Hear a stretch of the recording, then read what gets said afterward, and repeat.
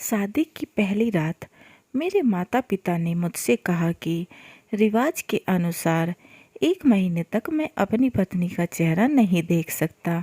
मुझे थोड़ा अजीब लगा, लेकिन फिर 1 महीने बाद जब मैंने अपनी पत्नी का घूंघट हटाया तो मेरे पैरों तले से जमीन निकल गई, क्योंकि वो लड़की, मेरा नाम राजेश है।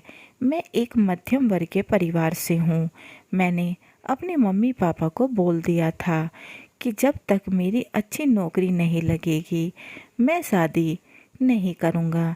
मैं सरकारी नौकरी की तैयारी कर रहा था, जिसमें समय काफ़ी ज़्यादा लग गया और मेरी उम्र 30 पार हो गई। लेकिन मेरी अच्छी नौकरी लग गई। अब मेरे माता पिता को मेरी शादी की फिक्र सताने लगी। उन्होंने कई जगह मेरी शादी की बात चलाई, लेकिन कहीं भी बात नहीं बन पा रही थी। हर जगह कुछ न कुछ परेशानी आ जाती। इन सब बातों में 2 साल और निकल गए। मेरे माता पिता अब बहुत चिंतित रहने लगे। अब तो हर समय बस मेरी शादी की बात उनके दिमाग में चलती रहती। लेकिन एक दिन उनकी कोशिश कामयाब हुई और हमारे घर एक रिश्ता आया जो मेरे माता पिता को भी पसंद आ गया।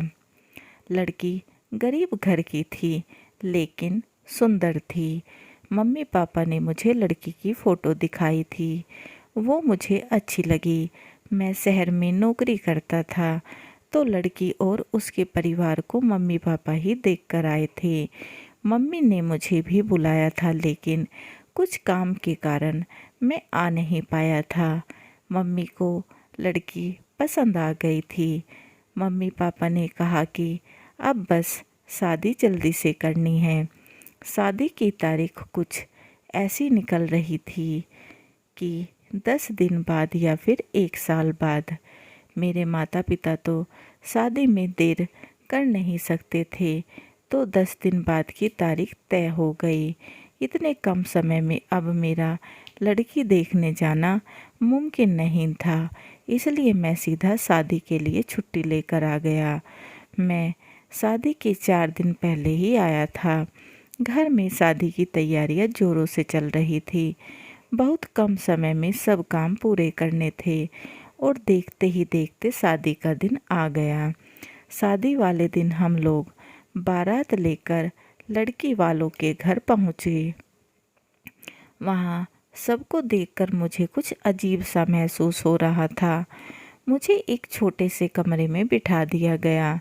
मैंने अपने मन की तसल्ली के लिए पापा से पूछा, पापा यहाँ सब ठीक तो है? पापा बोले, सब ठीक है। गांव में शादी थी, तो पूरे समय लड़की का मुंह लंबे घूंघट में ढका रहा। शादी के बाद विदाई कराकर हम दुल्हन को लेकर अपने घर आ गए। घर आने पर सब रस्म निभाई गई, लेकिन मेरी सुहागरात से पहले ही मेरे माता पिता मुझे अकेले में ले गए और फिर उन्होंने मुझे ऐसी बात बताई जिसे सुनकर मैं हैरान रह गया। वो बोले कि हमारे घर में एक रिवाज है कि शादी होने के 1 महीने बाद तक पति अपनी पत्नी का चेहरा नहीं देख सकता। मैंने बोला, यह कब हुआ? आज से पहले तो मैंने कभी ऐसे रिवाज के बारे में नहीं सुना था। मम्मी पापा बोले, दादा परदादा के ज़माने से चला आ रहा है, लेकिन शादी से पहले नहीं बता सकते, इसलिए यह शादी की रात ही बताया जाता है। मुझे कुछ समझ नहीं आ रहा था कि अचानक नई बात कहाँ से आ गई, लेकिन मम्मी पापा के आगे मुझे झुकना पड़ा। मेरे पापा ने मुझे एक पट्टी दी कि इसे बांध कर ही तुम कमरे में जाना और गलती से भी पत्नी का चेहरा देखने की कोशिश मत करना।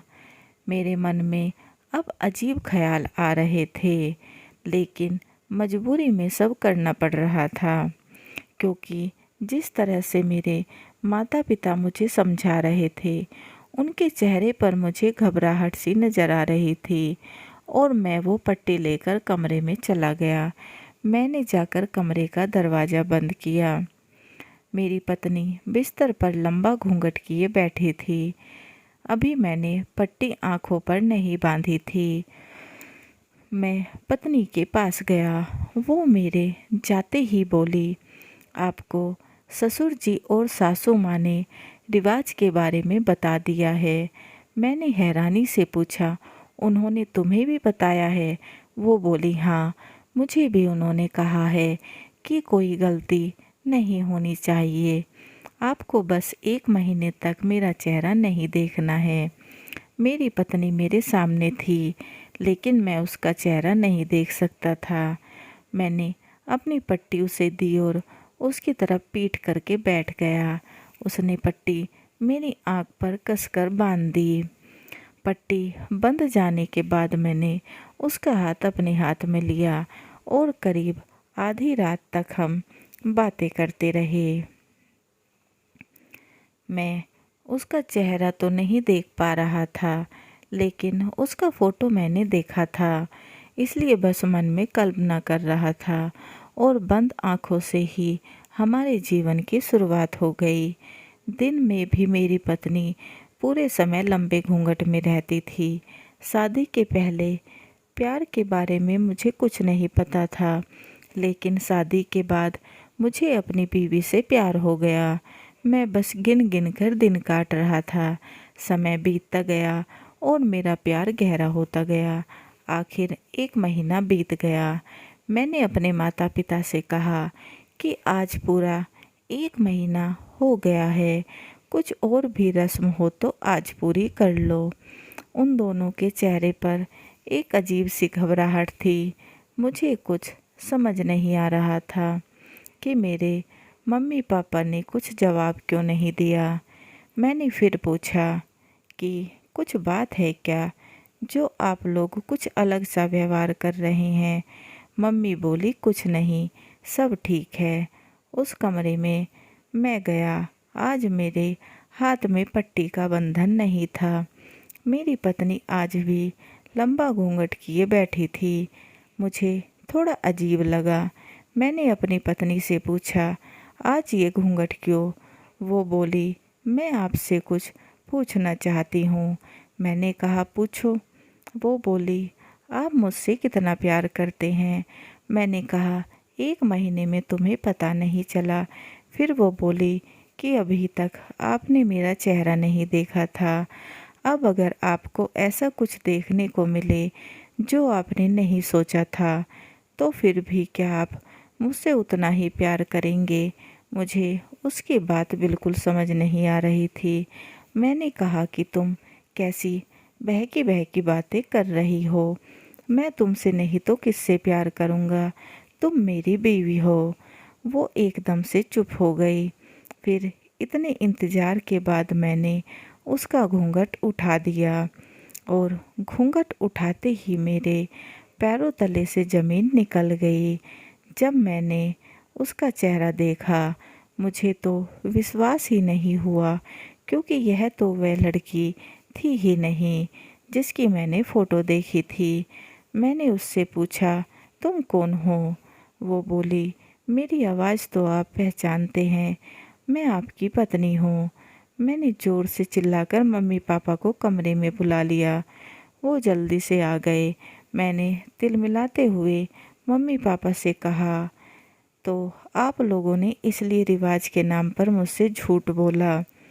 आप इतना बड़ा राज मुझसे छिपा रहे थे। कौन है ये लड़की? आप लोगों ने फ़ोटो में तो मेरे पास किसी और की भेजी थी। मम्मी पापा के चेहरे का रंग पीला पड़ गया था। मेरी मम्मी बोली, बेटा, हमें इसी बात का डर था। इतनी कोशिशों के बाद तो यह रिश्ता मिला था। वो फ़ोटो वाली लड़की इसकी बड़ी बहन थी। शादी के 1 दिन पहले ही वो घर से भाग गई। वो यह शादी नहीं करना चाहती थी। फिर वो लोग शादी से इनकार करने लगे, लेकिन हमने इसके पिता पर दबाव डाला, उन्हें डराया धमकाया कि 1 दिन पहले शादी नहीं टूट सकती। तो उन्होंने डर के कारण अपनी छोटी बेटी की शादी तुमसे करवा दी। हम अगर तुम्हें सच बताते तो तुम इस बात के लिए तैयार नहीं होते और शादी नहीं करता। इसलिए तुझसे सब कुछ छिपाया।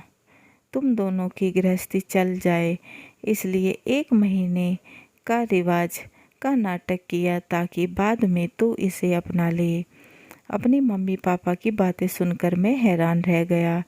मैंने अपने माता पिता से कहा, अपने बेटे की शादी के लिए आप इतने स्वार्थी हो गए कि आपने किसी को डरा धमका कर लड़के की बिना मर्जी से मेरे साथ शादी करवा दी। और उससे भी ज़्यादा हैरानी की बात यह है कि फिर भी ये लड़की आपका साथ दे रही है। मम्मी पापा बोले, यह सब हमने तेरी भलाई के लिए किया। मैंने कहा, मेरी भलाई या अपनी जिम्मेदारी से मुक्त होने के लिए। अगली सुबह मैं बिना किसी को कुछ बताए शहर अपनी नौकरी पर वापस आ गया। लेकिन वहाँ पहुँचकर मुझे एहसास हुआ, इन सब में उस बेचारी लड़की का क्या कसूर। उसके साथ तो पहले ही सब कुछ बिना उसकी मर्जी के हुआ है और उसने बिना किसी सवाल के अपना सब कुछ मुझे दे दिया। मैं सोचता रहा और अगले दिन ही घर वापस आ गया। मैं अपनी पत्नी को लेकर उसके मायके गया और वहाँ सबसे पहले उसके अपने माता पिता के व्यवहार के लिए माफ़ी मांगी। वहाँ सबकी आंखें गीली हो गई। फिर मैंने अपनी पत्नी से पूछा कि बिना किसी डर या दबाव के बताओ, क्या मैं तुम्हें पसंद हूँ, मुझसे प्यार करती हो? वो बोली, मैं अपने आप को भाग्यशाली समझती हूँ जो मुझे आपके जैसा पति मिला। और वो जो भी हुआ उसमें मेरी मर्जी भी थी। वो बस हमें एक करने के लिए था। हम दोनों एक दूसरे के लिए बने हैं, तभी तो किस्मत ने हमें खुद मिलवाया है। उसकी इन्हीं बातों पर मैं फ़िदा हो जाता हूँ। और अब मेरी जिम्मेदारी है कि मैं अपनी पत्नी को दुनिया की हर खुशी दूँ। कहानी कैसी लगी कमेंट बॉक्स में ज़रूर बताएं और चैनल को लाइक एंड सब्सक्राइब करना ना भूलें। बेल आइकन को ज़रूर दबाएं ताकि ऐसे ही अच्छी अच्छी कहानियों के नोटिफिकेशन आपको मिलते रहें। And please guys, support my channel. समाप्त।